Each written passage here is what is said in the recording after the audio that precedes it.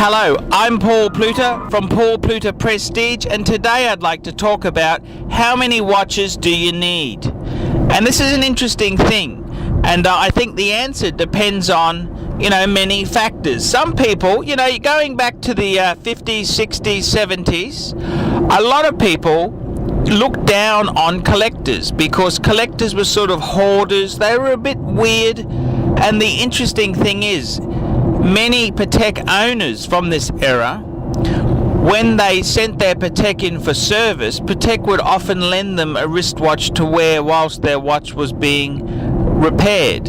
And some of these were in steel. And it's quite a fascinating concept. Nowadays, a lot of people have multiple watches, and that's just sort of taken as a norm. So it's quite interesting how society's view has changed. But what is the perfect collection? And I've often said, it's not quantity, it's quality that's more important. And I'd much rather have a couple of Pateks than just a huge mass collection of mediocre pieces. And I always say you collect for yourself. It's not to impress other people, it's for yourself. And what do you want? What do you see as being the perfect number? And I would say myself, at the moment there, let's have a look at my collection there. So just very quick. So just to review my collection there, we've got a 5107, which is a classic white gold Calatrava. We've got a 5035, which is my annual calendar in yellow gold. We got a Jaeger-LeCoultre Reverso Grand Date, which is my steel, big size, beautiful piece. I've got a Breguet Type 20 Transatlantic, which is a chronograph, which I absolutely adore. And I've got a AP Royal Oak in steel automatic, which is a 14790 ST, which is a classic steel automatic Royal Oak.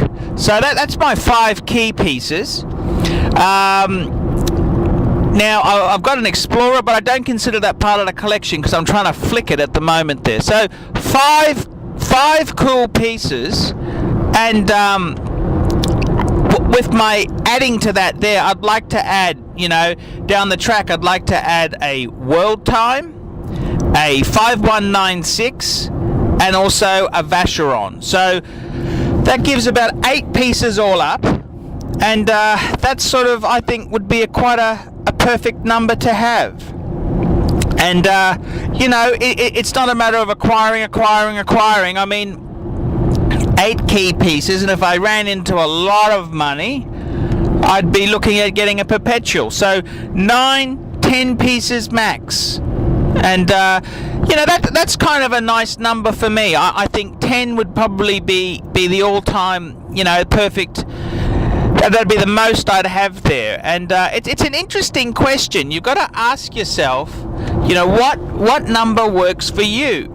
And I was talking to a good friend of mine, Greg Kinder, and I've sold Greg a few watches there, and his collection is growing quite nicely. He's got a Omega Seamaster James Bond in quartz. Not a huge fan of quartz, but it's okay. It's good. It's good buying. He's got a Omega Speedmaster Man on the Moon, which I sold him. Classic piece, great buying. And he's got a steel Datejust with the white gold bezel, a 16234. He's got 3 really nice pieces, and he's looking at adding a 4th. He's actually looking at buying my Explorer 2 to give him 4 top pieces. And for himself, he was saying, look, later on, he'd like to round the collection off by having a Patek dress watch or maybe a day-date Rolex. So 5 all up, and they're quite good pieces. Those 5 there are iconic, good pieces, and I find that quite an interesting collection. And it's quite funny, those pieces could work well together. And I can remember many years ago, this is going back to 1998, 1999, and I thought I had the perfect little collection. I had a day date Rolex 18238 with diamond dial. I had an Explorer 2 white dial. I had a sub date in steel, sapphire, and I also had a Datejust. 4 pieces, and I thought, hey, that's the perfect little number to have there. And it's quite interesting. You know, what is the perfect number? And you know, as I said, I stress quality is better than quantity. You know, I think it's better to have a few key pieces than heaps and heaps and heaps of them. I mean, if you look at the money that I've got invested in my 5 key pieces here, I could flick one of the Pateks and buy 4 or 5 Rolexes. And you know, I'm not saying nothing's wrong with Rolex, but to me, it's not a numbers game. It's a matter of having pieces which mean a lot to me. And I've kind of grown as a collector.